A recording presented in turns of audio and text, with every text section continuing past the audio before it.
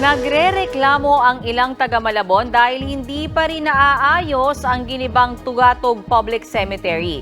Wala tuloy silang mabibisitang puntod ng kanilang mga mahal sa buhay ngayong undas.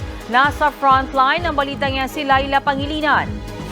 Kung ang ibang pamilya gugunitain ang undas sa harap ng puntod ng kanilang mga yumaong mahal sa buhay, ang mga taga-Malabon problemado dahil wala silang madadalaw na puntod o kolumbaryo sa Tugatog Public Cemetery. Hanggang ngayon kasi, hindi pa rin tapos ang redevelopment o pagsasaayos sa isa sa mga pinakalumang sementeryo sa lungsod. Simula noong pandemya, pinagiba ng lokal na pamahalaan ng mga puntod at musoleo sa Tugatog Public Cemetery dahil sa kalumaan ng mga ito. Bahagi ito ng proyekto ng dating alkalde ng lungsod, pero nagpalit na ng mayor, hindi pa rin tapos ang konstruksyon. Kaya para may mabisita pa rin ang mga pamilya ngayong undas, binuksan nitong linggo ang Wall of Remembrance. Dito nakasulat ang mga pangalan ng inilibing sa naturang sementeryo. Bagamat maganda ang layunin ng Wall of Remembrance dito sa Tugatog Public Cemetery, may ilang issues pa sana na nais marisolba ang mga residenteng dumadalaw dito para magbigay respeto sa kanilang mga namayapa.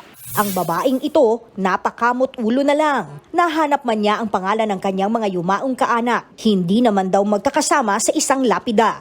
Ang in-expect dyan, sama-sama. Hindi yung hiwa-hiwalay. Hanapin mo pa ngayon yung mga ng mister ko, kapatid. Ang gulo. May ilan namang mali ang spelling ng apelyido. Ang dating musoleo naman ng pamilya ni Henry. Bahagi na lang ngayon ng bagong itinatayong kalsada. Ang nanay ko, right here, sariwa pa siya.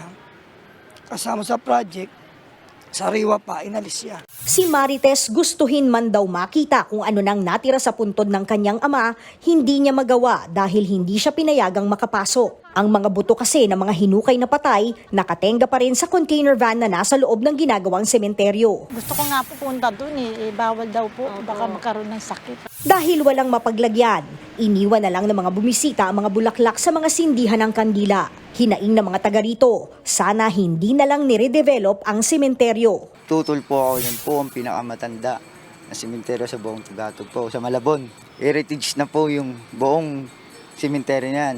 Tiniyak naman ni Malabon City Mayor Jeannie Sandoval na ginagawa nila ang lahat para mapabilis ang konstruksyon at matugunan ang mga reklamo sa naturang sementeryo. Nagbabalita mula sa Frontline, Laila Pangilinan, News 5. Mga kapatid, may Los Baños po. Huwag magpahuli sa mga balita at impormasyong dapat ninyong malaman. Para sa mas malawak na balitaan at diskusyon, mag-follow at mag-subscribe sa social media pages ng News 5.